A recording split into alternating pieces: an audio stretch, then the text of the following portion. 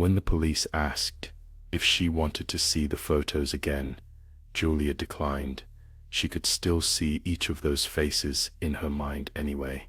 The ones she had read with, laughed with, invited into her home. She hadn't stopped trembling since they found the bodies in her basement, ladies in cardigans and pearls stacked like broken dolls, the bruises, the panic, the tears as she gasped, "He got in. He got in, the stalker I told you about, the one from my emails." She'd woven the story months ago. Anonymous letters in the mailbox, strange footprints near the back fence, a black car idling down Maple Lane. At first, the police dismissed her as a nervous housewife, but she persisted, layering fear upon fear until she saw their eyes flicker with belief. The night her book club disappeared, she'd served wine and lemon squares in a kitchen lit golden by the chandelier. Laughter and gossip spilled out as they huddled around the battered copy of that month's book.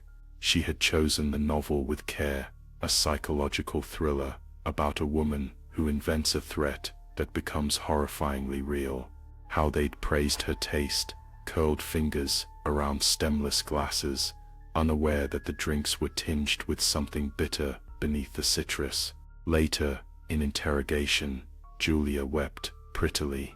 She described the way the stalker had entered, a faceless shadow with a knife, how the power had flickered, candles guttering, how he'd herded them, sobbing, into the bowels of her home.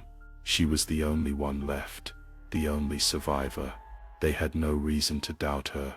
The stalker, she said, was clever, invisible, obsessed. He left bloody footprints and a cryptic note scrawled on a kitchen napkin, "Finished with your little gatherings."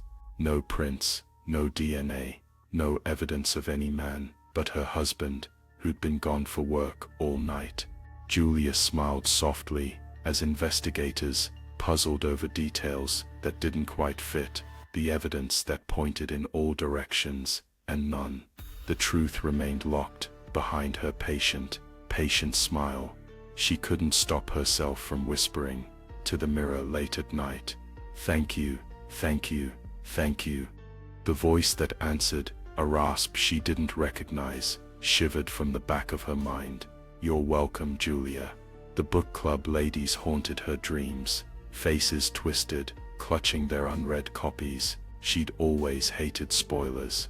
In the end, someone had listened, someone hungry and unseen, who now lived in the dark corners of her empty house, tracing circles in the dust, waiting for next month's meeting.